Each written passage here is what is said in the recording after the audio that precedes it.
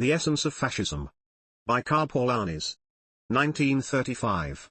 Victorious fascism is not only the downfall of the socialist movement, it is the end of Christianity in all but its most debased forms.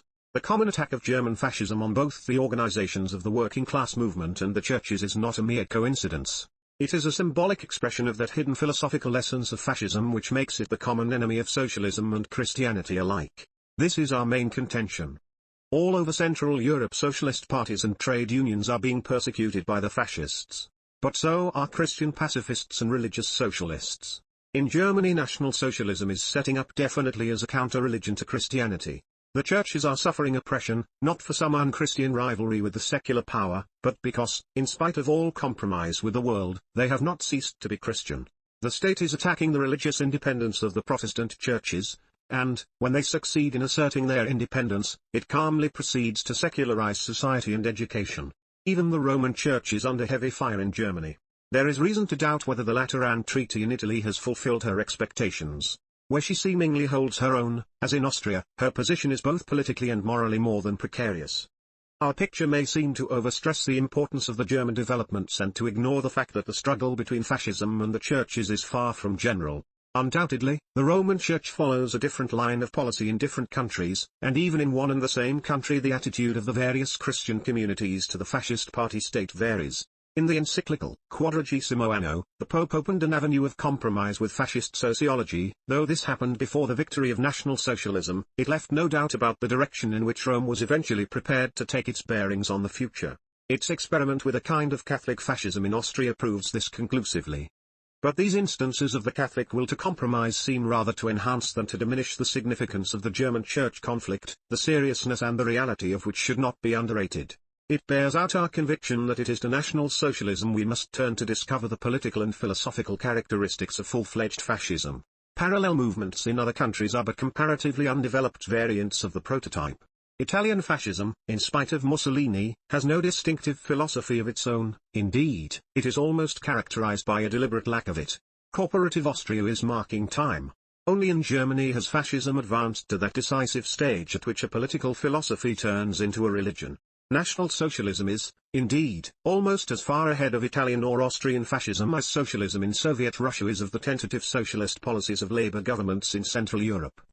But, even so, there are objections to using the German church conflict as a proof of the inherent antagonism of fascism to Christianity. There is, for one, the patent lack of identity between Christianity and the churches; secondly, the traditional feud between the socialist movement and the churches on the continent. Undoubtedly, it would be impossible to argue that he who attacks the Christian churches is attacking Christianity. Only too often has the opposite been true in the course of history. Even in Germany today, Christian pacifists and religious socialists are as far removed from the pale of the official churches as ever. The same applies to religious socialists in Austria. Not even common persecution could bridge the gulf between the live faith of Christian revolutionaries and organized Christianity. However, as long as the church in Germany stands up against fascism in defense of her Christian faith, in the universality of her mission the significance of her witness cannot be denied. Incidentally, in this an important difference between the fate of the Western churches in Germany and the Orthodox Church in Russia is revealed, where the Church suffered persecution not because she was faithful to her Christian mission, but because she was not, for who could deny that the Orthodox Church in Russia was the political mainstay of Tsarist tyranny, at a time when the social ideal of Christianity was inherently on the side of revolution. This helps to clear up the second objection, the reference to the traditional feud between the socialist parties and the churches on the continent. From the rise of the working class movement this hostility existed. But the Russian example should be a strong warning from adducing it as an argument. For in the eyes of the masses, also, the Western churches were far from embodying the ideals of Christianity. Though organized Christianity paid cautious lip service to the idealist aims of socialism, it fought its advance with all its power. At the present juncture, however, the churches, though predominantly reactionary, are unconsciously bearing witness to the Christian content which they have in common with socialism. Thus, not in spite of its antagonism to Marxian socialism, but in consequence of it, is National Socialism attacking them. This, however, is precisely our contention.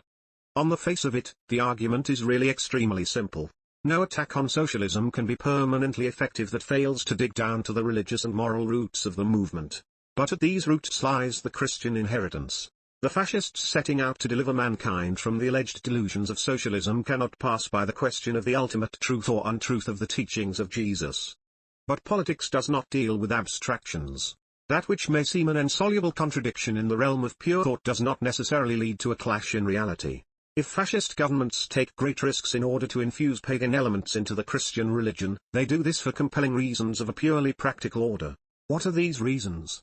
Are they accidental only, or do they spring inevitably from the efforts of fascism to recast the structure of society in such a manner as to rule out forever the possibility of the development towards socialism? And, if so, why can they not eliminate this possibility without removing at the same time every vestige of the influence Christian ideals may have had on the political and social institutions of Western civilization? It is to the philosophy and sociology of fascism we must turn for the answer. Part 1. Fascist Anti-Individualism. The common complaint that fascism has not produced a comprehensive philosophic system of its own is not altogether fair to Professor Ottmar Spann of Vienna. Half a decade before the corporative principle can be said to have emerged in Italian fascist politics, he made this idea the basis of a new theory of the state. In the subsequent years he amplified this theory into a philosophy of the human universe, and dealt, in detail, with politics, economics, sociology as well as general methodology, ontology, and metaphysics. But that feature of his system which makes it peculiarly relevant to our inquiry is neither its priority nor its comprehensiveness. It is the manner in which its author laid down as its basis the idea which in one form or another has become the guiding principle of all fascist schools of thought of whatever description, the idea of anti-individualism. After having first broadly established this fact, we will inquire more closely into its less obvious implications. Spann, the prophet of counter-revolution, starts on his career amid the middle-class ruin and despair of 1919. It is his belief we have come to the 11th hour. We must make our choice between two world systems, individualism and universalism. Unless we accept the latter, we cannot escape the fatal consequences of the former. For Bolshevism is but the extension of the individualist doctrine of the natural rights of man from the political sphere to the economic. Far from being the opposite of individualism, it is its consistent fulfillment. In spite of Hegel, Spann contends, Marx remained thoroughly individualist. In his theory of the state he is individualistic to the point of anarchist utopianism. That in Marxism the state dies off is the outcome of its inherent individualism, which regards society as being, essentially, lack of domination of human beings by human beings, a free association of individuals. The socialist ideal is definitely the state-free society. Historically, it is by way of democracy and liberalism that individualism leads to Bolshevism. The barbaric, brutal, and bloody rule of liberal capitalism, as Spann himself terms it, prepares the way for a socialist organization of economic life, a transition for which representative democracy supplies the political machinery. Once we allow the universalist principle of medieval society to be finally destroyed by the individualistic virus, no other outcome is possible. The distinctive feature of Spann's system is the manner in which he attempts to locate this virus. Individualism is with him not a principle confined to social philosophy, it is a formal method of analysis. Basically it is responsible for the vicious causational approach to natural phenomena in modern science, and thus, ultimately, for the atomistic individualism in terms of which we have, to our undoing, come to conceive of society. Spann's universalism professes to be the counter-method to this inclusive concept of individualism. The deep conviction of the individualistic nature of the forces working for socialism today pervades fascism in all its forms. Ernst Kriek, the leading German pedagogue, thus contrasts the National Socialist Revolution with the two stages of individualism embodied in the last centuries of Western European development on the one hand, and socialism on the other. From the time of the Renaissance, he says, the people, the state, society, economic life, were regarded as a mere sum of autonomous individuals. With Marxism the dialectic move to collectivity supervenes. In socialism the sum ranks higher than the component parts. This is due to a coercive mechanism which lies, however, preformed in representative mass democracy. Individualism, he asserts, is thus not overcome in socialism, there is only a shifting of the center of gravity. In short, socialism is preformed in democracy. For socialism is but individualism with a different emphasis.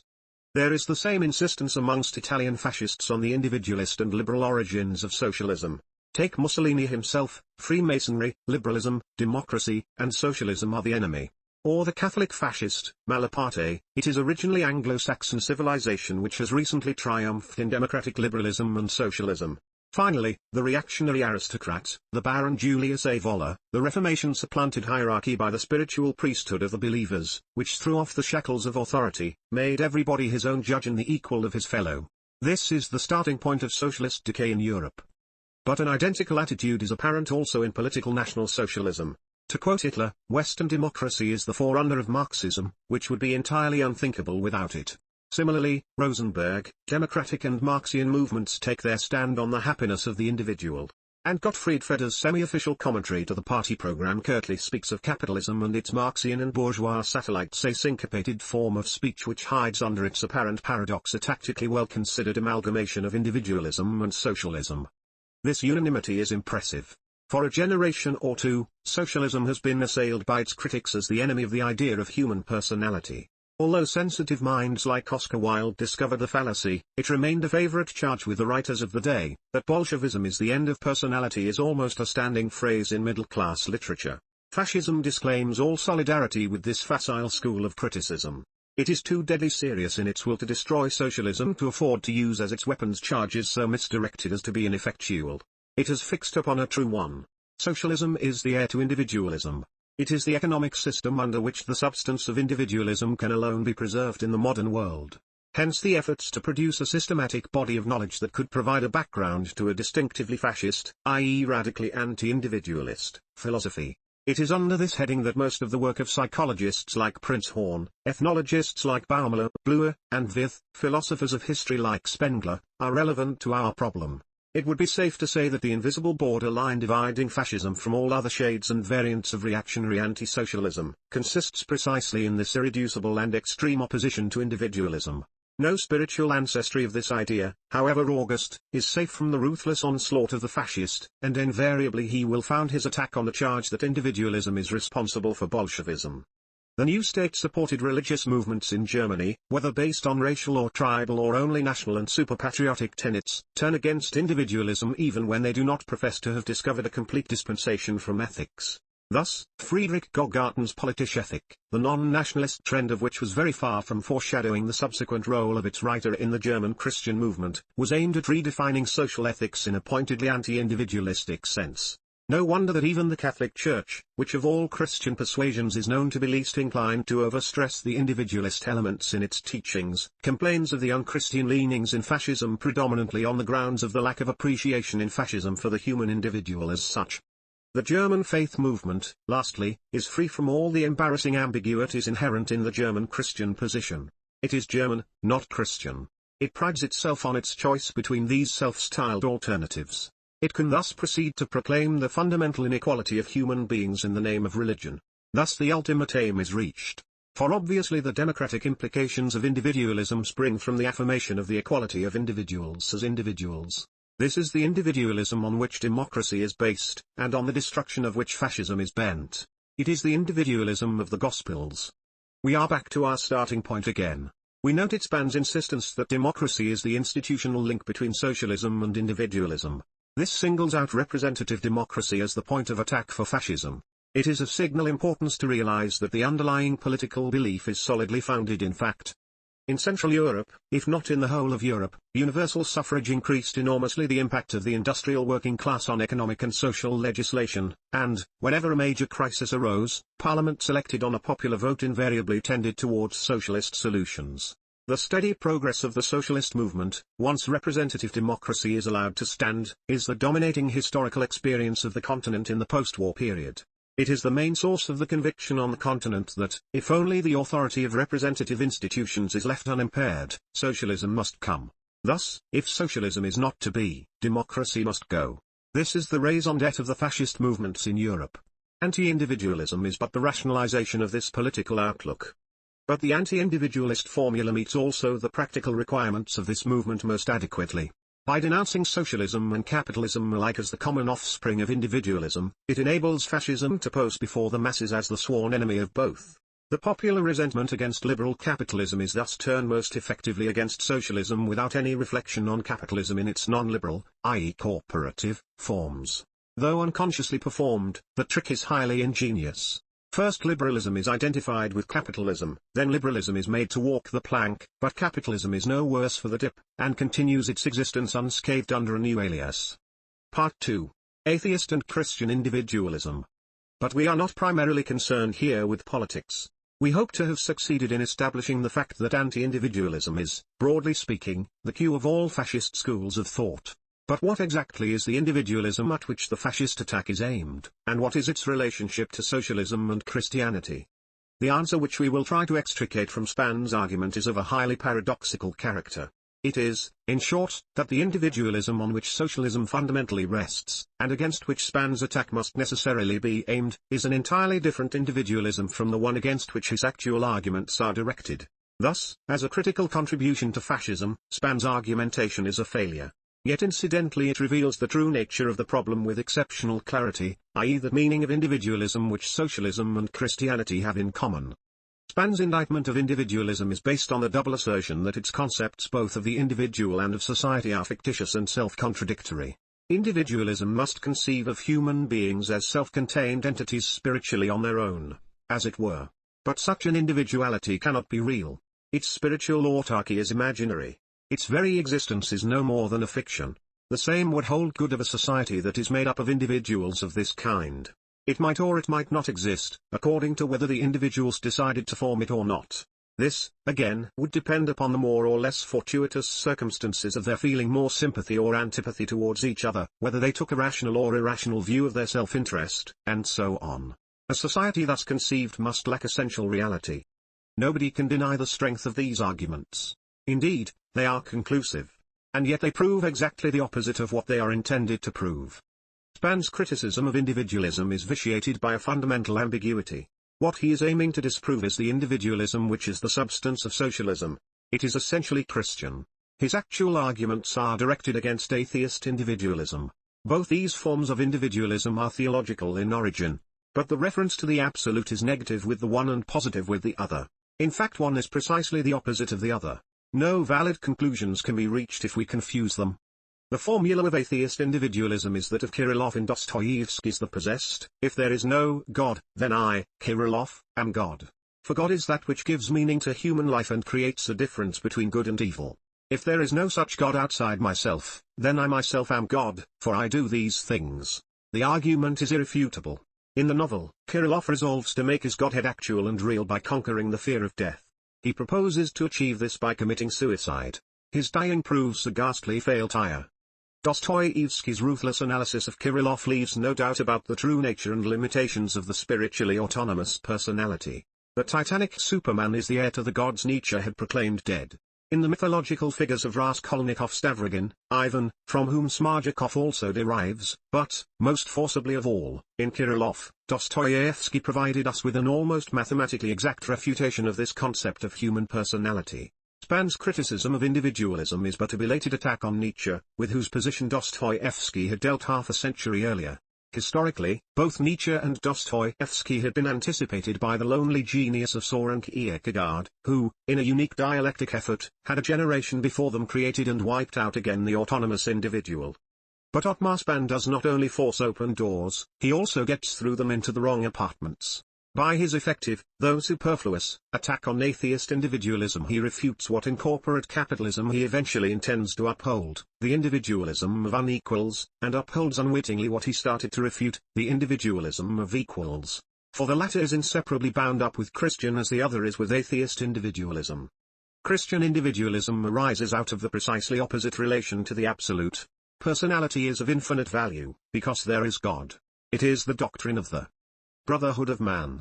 That men have souls is only another way of stating that they have infinite value as individuals. To say that they are equals is only restating that they have souls. The doctrine of brotherhood implies that personality is not real outside community. The reality of community is the relationship of persons. It is the will of God that community shall be real. The best proof of the coherence of this series of truths lies in the fact that fascism, in order to rid itself of one of the links, finds itself constrained to renounce them all. It tries to deny the equality of man, but it cannot do this without denying that he has a soul. Like different properties of a geometrical figure, these statements are really one. The discovery of the individual is the discovery of mankind. The discovery of the individual soul is the discovery of community. The discovery of equality is the discovery of society. Each is implied in the other. The discovery of the person is the discovery that society is the relationship of persons. For the idea of man and the idea of society cannot be dealt with separately. What fascism is contending with is the Christian idea of man and society as a whole. Its central concept is that of the person. It is the individual in his religious aspect. The consistent refusal of fascism to regard the individual in this aspect is the sign of its recognition that Christianity and fascism are completely incompatible. The Christian idea of society is that it is a relationship of persons. Everything else follows logically from this. The central proposition of fascism is that society is not a relationship of persons. This is the real significance of its anti-individualism. The implied negation is the formative principle of fascism as a philosophy. It is its essence. It sets to fascist thought its definite task in history, science, morals, politics, economics, and religion. Thus fascist philosophy is an effort to produce a vision of the world in which society is not a relationship of persons. A society, in fact, in which there are either no conscious human beings or their consciousness has no reference to the existence and functioning of society. Anything less leads back to the Christian truth about society. But that is indivisible. It is the achievement of fascism to have discovered its whole scope. It rightly asserts the correlatedness of the ideas of individualism, democracy, and socialism. It knows that either Christianity or fascism must perish in the struggle. At first sight it seems almost inconceivable that fascism should have undertaken a task which to our conventional minds seems so utterly hopeless. And yet it has. That its assertions and propositions are more startling than anything which radicals of the left have ever produced ought, however, not to surprise us. Revolutionary socialism is but a different formulation and a stricter interpretation of truths generally accepted in Western Europe for almost 2000 years. Fascism is their denial. This explains the devious paths which it has been driven to explore. Part 3. The Solutions. Let us restate the problem. How is a society conceivable which is not a relationship of persons? This implies a society which would not have the individual as its unit. But in such a society, how can economic life be possible if neither cooperation nor exchange, both personal relationships between individuals, can take place in it? How can power emerge, be controlled, and directed to useful ends, if there exists no individuals to express their wills or wishes? And what kind of human being is supposed to populate this society if this being is to possess no consciousness of itself and if its consciousness is not to have the effect of relating him to his fellows? In human beings endowed with the type of consciousness we know such a thing seems frankly impossible. Indeed, so it is. Fascist philosophy deliberately moves on to other planes of consciousness. Their nature is suggested by the two terms, vitalism and totalitarianism. As a biocentric philosophy, vitalism derives from Nietzsche, totalitarianism from Hegel. But both terms are intended to convey here vastly more than mere systems of thought. They point to definite modes of existence. The vitalist philosophy of Nietzsche has been carried by Ludwig Klages to an appalling extreme. It is usually referred to as the body-soul theory of consciousness. Hegel's philosophy of the absolute mind has been used in an equally extreme manner by Spahn. It is known as the totalitarian philosophy, sometimes also referred to by the wider term universalism. It is in some ways an analogy to Hegel's theory of the mind objective, but with totality instead of the mind as the central principle.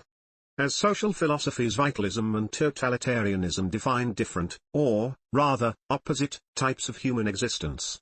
Vitalism represents the animal plane of a darker and more material consciousness. Totalitarianism implies a vaguer, more shadowy and hollow consciousness. The substance of vital consciousness is curiously enough called the soul, a term introduced by Klages, that of totalitarianism, the mind. As a rule, fascist thought moves to and fro between the two. It is in the terms of the struggle of these two concepts that the partial insights and the fatal contradictions of fascist philosophy can best be understood. Part 4. Soul versus mind. Let us begin by a broad contrast. The first type of consciousness is the soul. It belongs to the plane of vegetative or animal life. There is no ego. No movement towards self-realization emerges because there is no self. The tide of consciousness does not reach out towards the faculty of intelligence, its climax is in ecstasy. No vapor of the mind hovers over the surface of the soul and drives the wedge of the will into the tissue of animal instinct. Neither power nor value have crystallized in the daydream of tribal existence. Life is immediate, like touch. Touch comes when the white mind sleeps and only then. Personalities exist apart, and personal intimacy has no heart. Touches of the blood uncontaminated the unmental food. Whether it is the rule of womanhood or that of manhood is doubtful. In either case it is the communities of one sex alone which determine the flow of life, whether in the clubs of the young men, or in matriarchal sororities. The urge of sex runs like a thin thread through the rich flux of homoerotic emotionalism. Blood and soil are the metaphysical nourishment of this almost corporeal body-soul, which still adheres to the womb of nature. Such is the structure of consciousness in undiluted vitalism. The alternative type of consciousness is as far removed from this as can be imagined. The mind is the chief actor in producing that other plane of existence in which there is society, which is not personal relationship. Society, which is the realm of totality, has not persons for its units. The political, the economic, the cultural, the artistic, the religious, etc., are the units. Persons are not related to one another except through the medium of that sphere of totality which comprises them both. If they exchange their goods, they are fulfilling an adjustment totality, i.e. the whole. If they cooperate in producing them, they are relating themselves not to one another, but to the product. Nothing personal has here substance unless it be objectified, i.e. has become impersonal. Even friendship is not an immediate relationship of two persons, but a relation of both to their common friendship. What the individual person is supposed to contain as a subjective experience in himself, he thus encounters as colorless semi-translucent objectivity outside himself. Society is a vast mechanism of intangible entities, of mind stuff. The substance of personal existence is merely the shadow of a shadow. We are in a world of spectres in which everything seems to possess life except human beings. The details of this broad contrast are more or less arbitrary, each of the opposites being the compound of the spirit of a whole school of thought. Yet the values and methods presented in them ultimately derive from Nietzsche and Hegel respectively. They are biocentric in the system referred to in the first picture, i.e. survivalist, amoral, pragmatist, mythological, orgiastic, aesthetic, instinctive, irrational, bellicose, or apathetic, logocentric in the second picture, i.e. the values and ideas are related and graded, hierarchic, orientated on reason, a realm of the objective existence of the mind and spirit. Both Nietzsche and Hegel were thinkers of great intellectual passion. But their present embodiments, though inferior in stature, surpass them by much in the capacity for a one-sided line of thought. Klages is Nietzsche without the Superman. Span is Hegel shorn of his dialectic. Both omissions are so vital that they suggest a caricature rather than a portrait. But as with Klages, so with Span, the change serves only to increase the reactionary effect. Nietzsche rid of anarchist individualism, Hegel deprived of revolutionary dynamics, the one reduced to an exalted animalism, the other to a static totalitarianism. Obviously the change enhances greatly the methodical usefulness of their systems from the point of view of fascist philosophy. Part 5. Span, Hegel, and Marx. Span's method in using Hegel's concept of the mind objective without his dialectic tends to produce a new kind of metaphysical justification of capitalism. This can be readily seen when contrasted to Marx's criticism of capitalist society. Marx starts from primitive communism as the original state of mankind. Human relationships in daily life are here immediate, direct, personal. In a developed market society, distribution of labor intervenes. Human relationships become indirect. Instead of immediate cooperation, there is indirect cooperation by the medium of the exchange of commodities. The reality of the relationships persists, the producers continue to produce for one another. But this relationship is now hidden behind the exchange of goods. It is impersonal, it expresses itself in the objective guise of the exchange value of commodities, it is objective, thing-like. Commodities, on the other hand, take on a semblance of life. They follow their own laws, rush in and out of the market, change places, seem to be masters of their own destiny. We are in a spectral world, but in a world in which spectres are real. For the pseudo-life of the commodity, the objective character of exchange value, are no delusion. The same holds true of other objectifications like the value of money, capital, labor, the state. They are the reality of a condition of affairs in which man has been estranged from himself. Part of his self is embodied in these commodities which now possess a strange selfhood of their own. The same holds true of all social phenomena in capitalism, whether it be the state, law, labor, capital, or religion. But the true nature of man rebels against capitalism. Human relationships are the reality of society. In spite of the division of labor, they must be immediate, i.e. personal. The means of production must be controlled by the community. Then human society will be real, for it will be humane, a relationship of persons.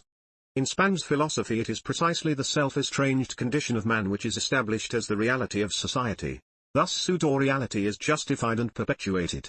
Social phenomena are universally represented as thing-like, yet, it is denied that there is self-estrangement.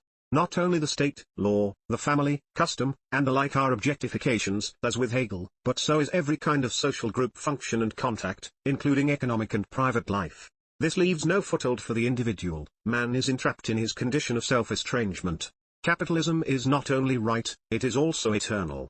The anti-individualist implications of this position go far beyond Hegel. The reason for this is easily found. His apologia for state absolutism and his glorification of the semi-feudal Prussian state are restricted, after all, to the sphere of political ethics. They do not affect the person. He proclaimed the state, not society, as the divine idea as it exists on earth. But the state is itself, for Hegel, a person, and as such can never entirely rid itself of the metaphysical substance of freedom, self-realization. In order to eliminate the concept of freedom from man's world altogether, society, not the state, must be made supreme. In fact, this is precisely the point of difference between Span and Hegel. Span relegates the state to a most modest position in his system, which, incidentally, is in accordance with medieval organic conceptions, and reserves totality to society as a whole. By this subtle move he eliminates the very possibility of freedom. For even a slave state is a state, and thus can become free. But a slave society which was so perfectly organized that it could exist without the coercive power of the state could never become free, it would lack the very machinery of self-emancipation. Thus, in spite of the use of the Hegelian method, the world of man in its totality is not a person, it is a helpless body devoid of consciousness. There is no freedom and there is no change. It may be doubted whether a more complete absence of self-determination in society was ever conceived. Part 6. Klages, Nietzsche, and Marx. If the mind objective suggests a kind of consciousness in human individuals which does not link them up in personal relationships, vitalism implies human beings with no rational consciousness whatever. It was the philosophy of Ludwig Klages which presented the lure of this startling line of thought to the younger generation in Germany. Klages derives his thought from Nietzsche. But of the two different visions present in Nietzsche's mind, he follows up only one, and with the utmost consistency. Nietzsche had, if unconsciously, divided his allegiance between the Superman and the blonde beast. Klages decided for the latter. He sums up both the greatness and the limitations of his master thus: Nietzsche was the philosopher of the orgiastic, the rest was no good. The rest means Zarathustra, titanic individualism, the Superman. Klages is appalled at Nietzsche's inconsistency. He rails against Christianity, this feeble-nerved, vile, and cowardly religion of slaves in rebellion against the laws of nature and life, and yet refuses to comply with these laws himself, fatuously pursuing the phantom of some higher and nobler form of existence. Nietzsche, for all his passionate aversion to Christianity, Klages suspects, never quite overcame the Christian superstition that animal life was not enough. His philosophy of natural values is contaminated by spiritual elements. Klages made it the task of his life to decontaminate it. He deduced from Nietzsche's orgiastic line of thought an anthropology comprising a theory of consciousness of human character, prehistoric culture, and mythology. J. Bachofen's antithesis between the chthonic and the solar principles in prehistoric culture inspires much of this work. The core of Klages' anthropology is between the body and the soul on the one hand, the mind on the other. Body and soul belong together, for the soul signified with Klages not anima, but animus, the physiological companion of the body. The mind stands apart, it is the principle of consciousness. It is an inimical eruption into the body-soul world, in fact, a disease. Before this fateful intrusion occurred, man remained in animal harmony with his environment, a life-pervaded part of nature. With its occurrence, consciousness starts. The ego emerges. The soul is gripped by the mind, becomes a person, a form of parasitism on life in which the soul is reduced to a mere satellite of the ego. But the main form in which the mind takes hold of life is the will, for domination is inherent in the mind, it is the source of all will to power. The urge of animal instinct is not purposive, it is more akin to the forces at work in parturition, like the enanche of the Greeks. Conscience and ethics are the symptoms of a mind process of which Christianity is the most pernicious form. That which it calls the spirit is poison to the soul, it is will to power bent on the destruction of life. When it has succeeded, the end of mankind will have come. For Klages, psychology is emphatically not a theory of consciousness. Life is unconscious. He distinguishes 6 fundamental concepts in psychology, only 2 of which are conscious. The body finds expression in the process of sensation and the impulse to movement, the soul, in the process of contemplation and in the impulse to form, i.e. the magical or mechanical realization of images, the mind, in the act of apprehension and the act of volition. The first 4 relating to the body and soul can take place without consciousness, they are genuine processes which in their totality constitute animal and human vitality. Apprehension and will are conscious, they are the product of that extraneous and life-destroying principle, the mind. This is a far cry from Nietzsche's voluntarism. According to Nietzsche, volition is a natural function of life, the will to power, the very embodiment of vitality. With Klages, the will is a product of the mind, but the mind is not a genuine part of vitality, it is the parent of that deadliest of all parasites of life, the spirit which Nietzsche himself denounced in Christianity as the enemy. Here, then, is the source of all the inconsistencies in Nietzsche. In vain did he try to oppose the will to power to Christianity, for fundamentally they are akin. In affirming the will to power, Nietzsche unwittingly reaffirmed Christianity in disguise. In the ethics of love, the danger is not in love, but in the ethics. Yet, are the ethics of Zarathustra no less ethics for being anti-Christian? Personality is a parasite of life, whether it is the personality of man or the Superman.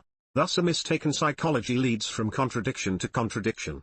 For either we must accept will as a natural expression of vitality, and then we must affirm what Nietzsche refuses to affirm, moral conscience and ethics, or we must deny, like Klages, that the will and the mind are natural to man, and then we can consistently refuse, as he does, to submit to domination of the Christian spirit of love over life. Fundamentally it is the choice between two concepts of man, man endowed with consciousness and man devoid of it. The position of vitalism cannot be doubtful. Natural man and natural society do not involve the individual consciousness. The reality of man lies in his capacity not to be a person. Two theories of community can be said to be in accordance with vitalism. The one is based on Carl Schmitt's enmity principle. Politics, according to him, is a category based on the phenomenon of enmity. The state being the foremost institution of a political kind, its precondition is the acknowledged necessity of the physical destruction of the enemy. The state is thus synonymous with an instrument of armed struggle. It exists only insofar as this is its hypothetical task. The world state is a contradiction in terms, for such a state could not be at war for lack of an enemy. Ethical or economic alternatives to war are conceptually excluded from politics. Schmitt's theory of politics fits in well with the tribalism inherent in the social approach of the vitalist. It is a typical product of that morale close which Bergson has shown to be the expression of the instinctive tribal morality of fear. The counterpart to it is the morale ouverte of Christianity. But the enmity theory of politics does not account for the undoubtedly existing content inside human community. Even though the killing of non-nationals be the logical justification of the national state, it cannot be denied that there are also elements of harmony in community.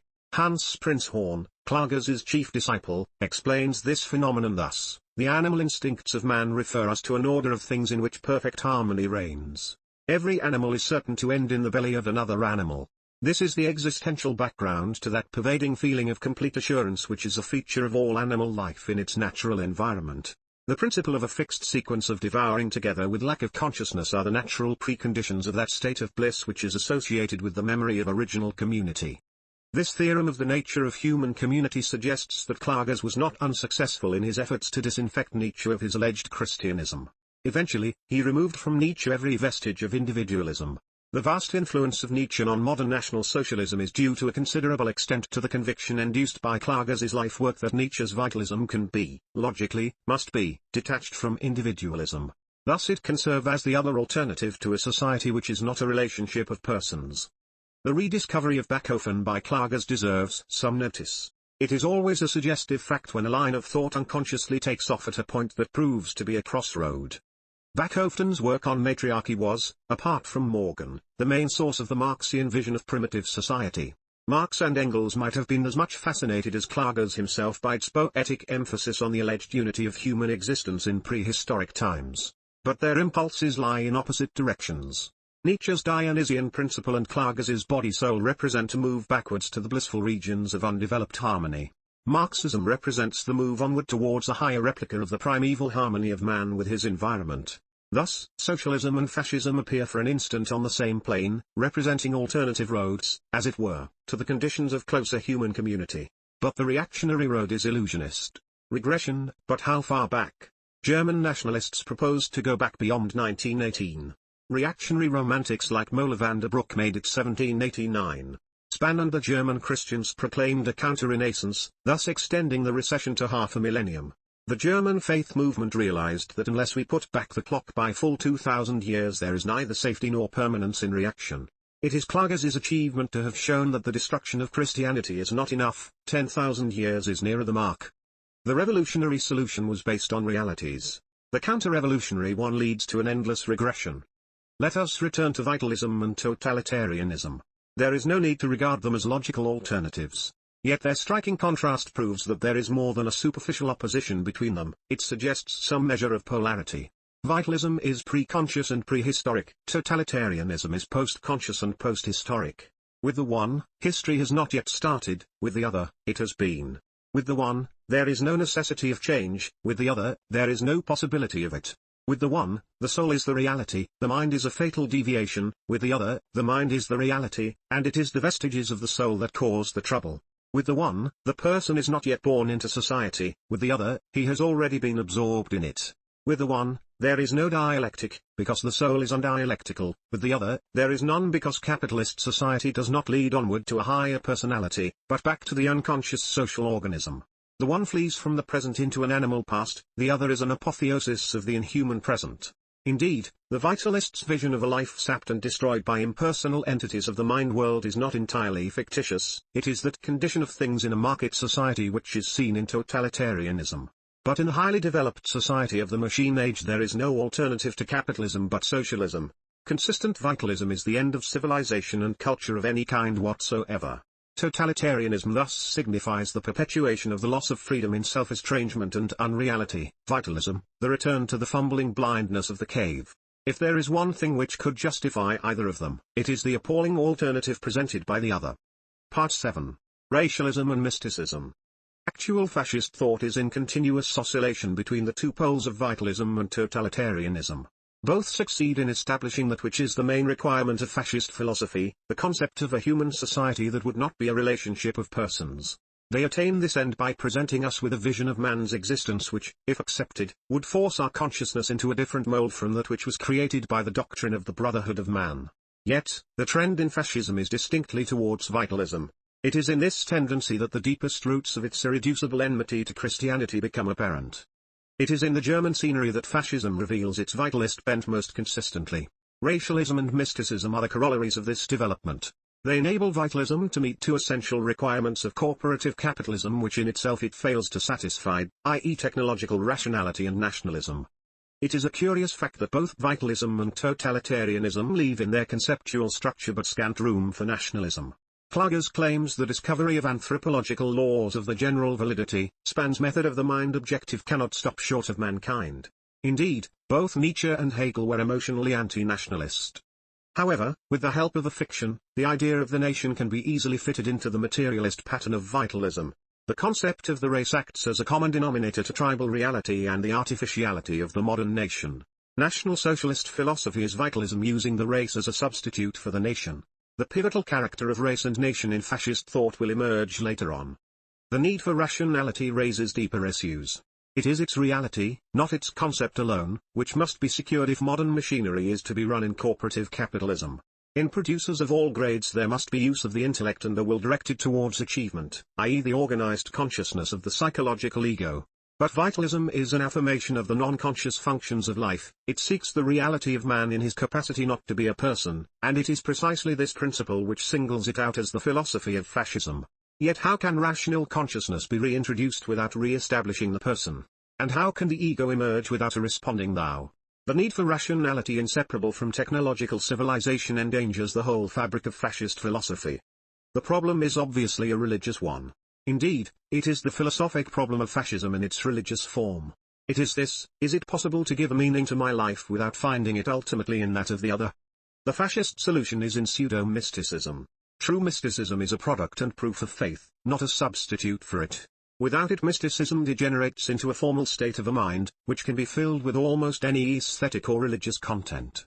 Such a mysticism does not belong to the sphere of the spirit but to that of the soul. Whether it is the orgiastic mysticism of paganism or the fashionable mysticism of modern aestheticism, it is psychological, not spiritual. The use of this method in order to assert the reality of the soul, or even the animal body, against the spirit is pseudo-mysticism. From the point of view of religion, which is inherently social, it is a negative phenomenon.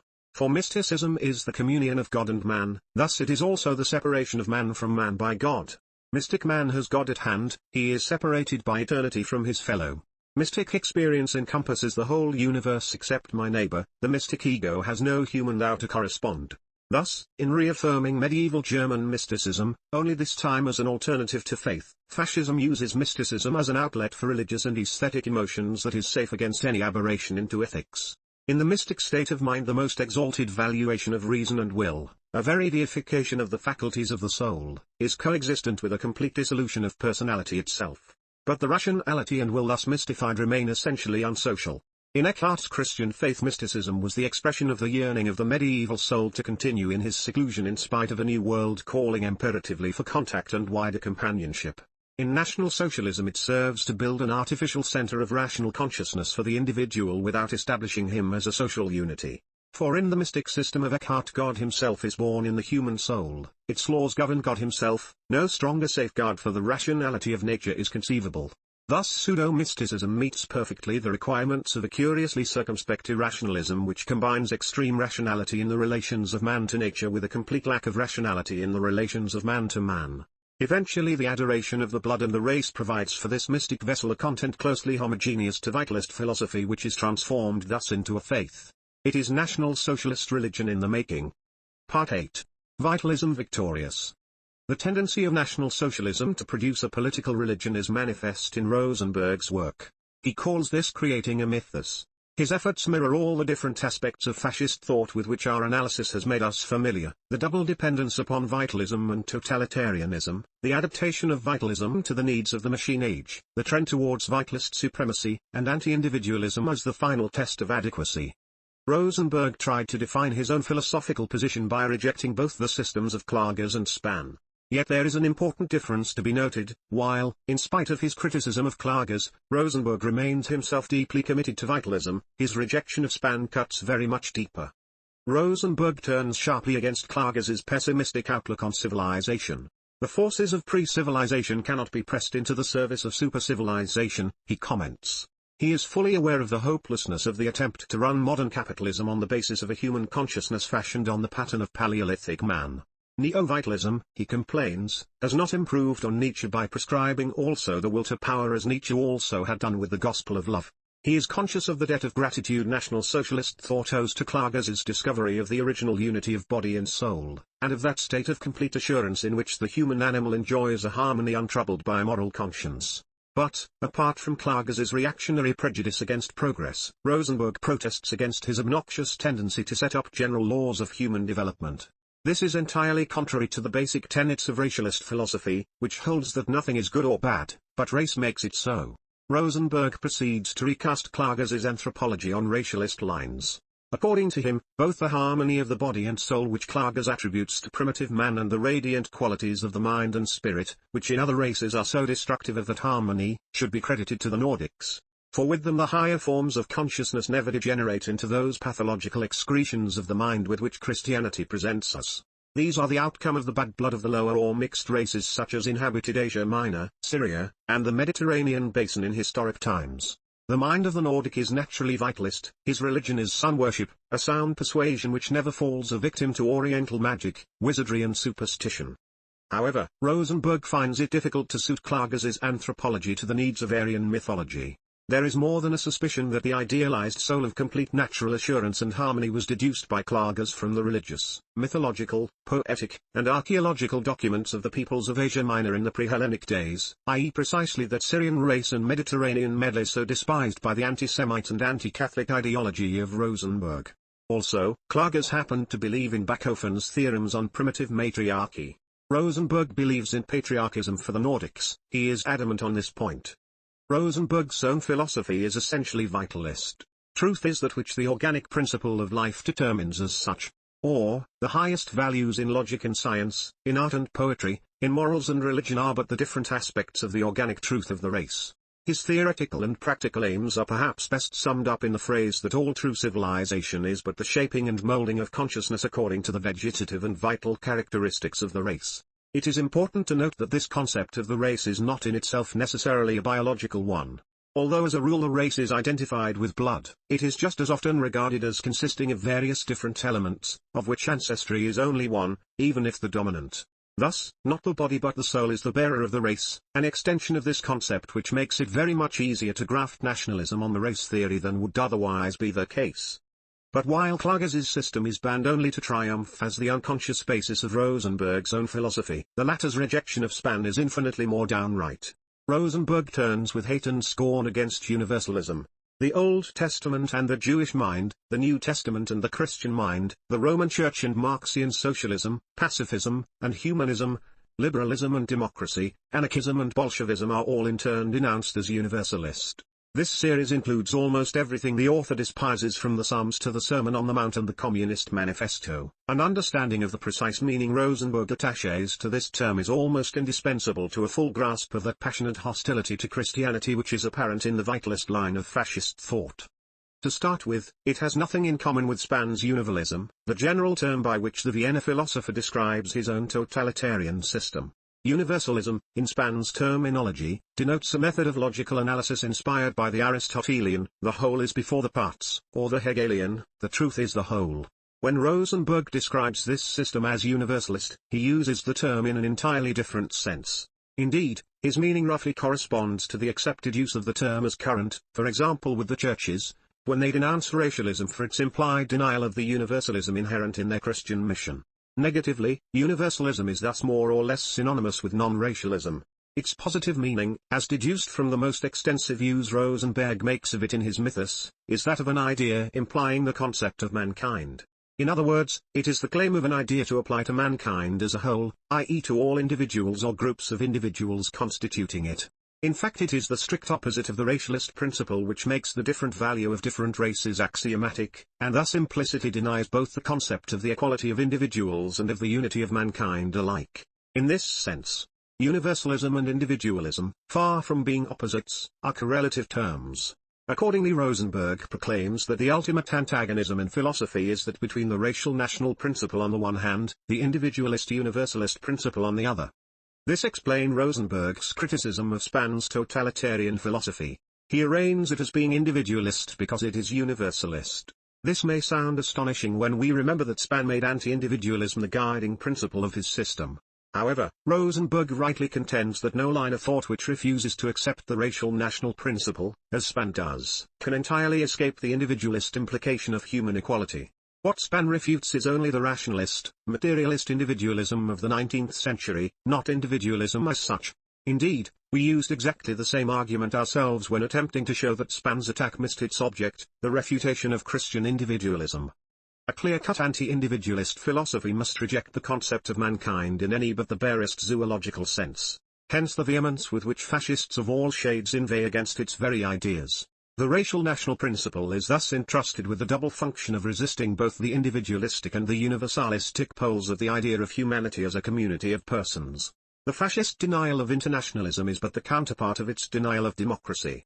Corporative capitalism is both authoritarian and nationalist, it asserts the inequality of individuals and the inequality of nations alike. Internationalism and democracy are inseparable, announced Hitler, in his still insufficiently noticed Dusseldorf speech on the foundations of National Socialism. The racial national opposition to the individualist universalist principle goes to the heart of the religious problem. The race or the nation is the supreme value in fascism, whether National Socialist or otherwise. The individual and mankind are the two poles of the Christian ideology in the sphere of the human world as a whole. Accordingly, the consciousness of the inevitability of the oncoming religious conflict was apparent with National Socialism from the start. If the original program of the party declared for positive Christianity, events have shown that this plank in its platform was not to be adhered to more strictly than other planks since entirely dropped. Hitler's own philosophy did not only include racialist convictions that were obviously contrary to Christianity, but also an endorsement of the principles of Machiavellian tactics, which allowed him to act upon those convictions, while continuing to do lip service to positive Christianity, without being seriously open to the charge of insincerity on this account. Indeed, at a comparatively early date, Gottfried Feder's comments on the party program referred to the eventuality of the emergence of a new religion inside the orbit of the National Socialist movement. This hint at a possible mental reservation with the authors of the program was followed by what amounted to a declaration of war on positive Christianity in Rosenberg's Mythos. He ingeniously termed the Christianity of the Gospels negative Christianity, suggesting by this simple device to bridge the gulf which divides an undertaking to uphold Christianity from a policy directed towards its deliberate substitution by a new form of paganism. Rosenberg's appointment as the Führer's commissioner in matters relating to the philosophy of life took place at a time when the Mythos had revealed to the whole of Germany the philosophic outlook of its author. It is doubtful whether the existing differences in tone and shade between the public expression of Hitler's and Rosenberg's views are not mainly accounted for by their respective positions and functions. The religious wars of the 17th century that turned Germany into a wilderness are, for Hitler, the true analogy to that cleavage of minds and spirits which is the feature of our time. Blood and nation, strife and survival are the ultimate realities with the one religion, while the other is their persistent denial in the name of the pernicious delusions of human equality and the unity of mankind. The Commissioner reiterates his conviction that the morbid strain of pacifism and humanitarianism ingrained in the European mind is due to the Christian virus.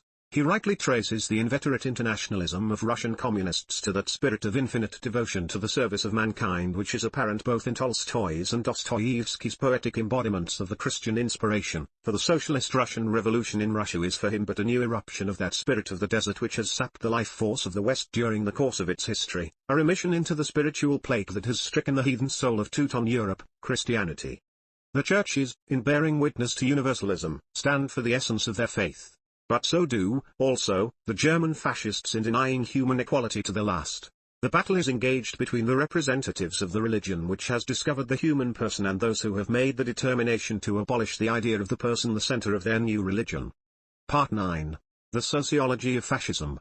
Fascist philosophy is the self-portrait of fascism. Its sociology is more in the nature of a photograph. The one presents it as it is mirrored in its own consciousness, the other in objective light of history. How far do the two pictures correspond? If the philosophy of fascism is an effort to create a vision of the human world in which society would not be a conscious relationship of persons, its sociology proves it to be an attempt to transform the structure of society in such a manner as to eliminate any tendency of its development towards socialism. The pragmatic link between the two is found in the political field. It lies in the necessity of the destruction of the institutions of democracy. For, in the historical experience of the continent, democracy leads to socialism, thus if socialism is not to be, democracy must be abolished. Fascist anti-individualism is the rationalization of this political conclusion. It is thus essential to fascist philosophy to regard individualism, democracy, and socialism as correlated ideas deriving from one and the same interpretation of the nature of man and society. We had no difficulty in identifying this interpretation as the Christian one. However, in this order of things there is not only the sociological nature of the fascist movement, but also that of the fascist system to be considered. Obviously fascism must aim at more than the mere destruction of democracy, it must attempt to establish a structure of society which would eliminate the very possibility of its reversion to democracy. But what is the precise nature of the tasks entailed in such an attempt? And why does it compel fascism to continue in that attitude of radical anti-individualism which is the necessary ideology of its militant phase? The answer entails at least a cursory view of the nature of the corporative state. The mutual incompatibility of democracy and capitalism is almost generally accepted today as the background of the social crisis of our time. Differences of opinion are confined to formulation and emphasis. Mussolini's Dottrina has it succinctly that democracy is an anachronism, for only an authoritative state can deal with the contradictions inherent in capitalism. In his conviction the time of democracy has passed, but capitalism is only at the very beginning of its career. Hitler's Dusseldorf speech, to which we have already referred, proclaims the utter incompatibility of the principle of democratic equality in politics and of the principle of the private property of the means of production in economic life to be the main cause of the present crisis, for democracy in politics and communism in economics are based on analogous principles. Liberals of the Mises school urge that the interference with the price system practiced by representative democracy inevitably diminishes the sum total of goods produced. Fascism is condoned as the safeguard of liberal economics. It is the common conviction of interventionist and of liberal fascists that democracy leads to socialism. Marxian socialists may differ from them on the reasons but not on the fact that capitalism and democracy have become mutually incompatible, and socialists of all creeds denounce the fascist onslaught on democracy as an attempt to save the present economic system by force. Basically there are two solutions: the extension of the democratic principle from politics to economics, or the abolition of the democratic political sphere altogether. The extension of the democratic principle to economics implies the abolition of the private property of the means of production, and hence the disappearance of a separate autonomous economic sphere. The democratic political sphere becomes the whole of society. This, essentially, is socialism. After abolition of the democratic political sphere only economic life remains. Capitalism as organized in the different branches of industry becomes the whole of society. This is the fascist solution. Neither the one nor the other has yet been realized. Russian socialism is still in the dictatorial phase, although the tendency towards democracy has become clearly discernible. Fascism proceeds but reluctantly towards the setting up of the corporative state. Both Hitler and Mussolini seem to think that a generation which has known democracy cannot be trusted to be ripe for corporative citizenship. Roughly, the sociological content of socialism is the fuller realization of the dependence of the whole upon individual will and purpose, and a corresponding increase of responsibility of the individual for his share in the whole. The state and its organs work towards an institutional realization of this end. Encouragement of the initiative of all producers, discussion of plans from every angle, comprehensive oversight of the process of industry and of the role of the individuals in it, functional and territorial representation, training for political and economic self-government, intensive democracy in small circles, education for leadership, are the characteristics of a type of organization which aims at making society an increasingly plastic medium of the conscious and immediate relationship of persons. The sociological content of fascism is a structural order of society which rules out the dependence of the whole on the conscious will and purpose of the individuals constituting it. If this is to be achieved, such a will and purpose must not come into being. The objection is not to the form of democracy, but to its substance. Whether it takes the form of universal suffrage and parliamentary democracy, of organized public opinion based on democracy in small groups, of the free expression of thought and judgment in municipal and cultural bodies, of religious and academic freedom guiding society through channels peculiar to this kind of influence, or any combination of these, in fascism they must equally disappear. In this structural order human beings are considered as producers, and as producers alone.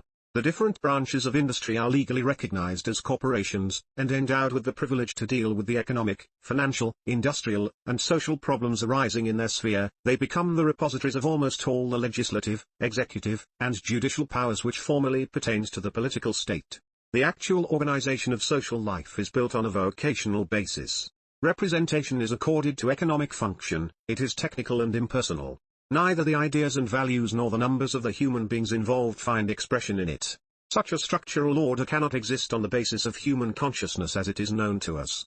The period of transition to another type of consciousness must be necessarily long. Hitler measures its length in terms of generations. The fascist party and state work by all means towards an institutional realization of this change. Unless they succeed in achieving this end, an abrupt transition of society to socialism is almost inevitable. A bare outline of the objective nature of fascism thus tends to support our interpretation of its philosophy. The fascist system has to carry on persistently the task begun by the fascist movement, the destruction of the democratic parties, organizations, and institutions in society. Fascism must then proceed to attempt to change the nature of human consciousness itself. The pragmatic reasons for its clash with Christianity are due to this necessity. For a corporative state is a condition of things in which there is no conscious will or purpose of the individual concerning the community, nor a corresponding responsibility of the individual for his share in it. But neither such a will nor such a responsibility can pass from our world altogether so long as we continue to conceive of society as a relationship of persons.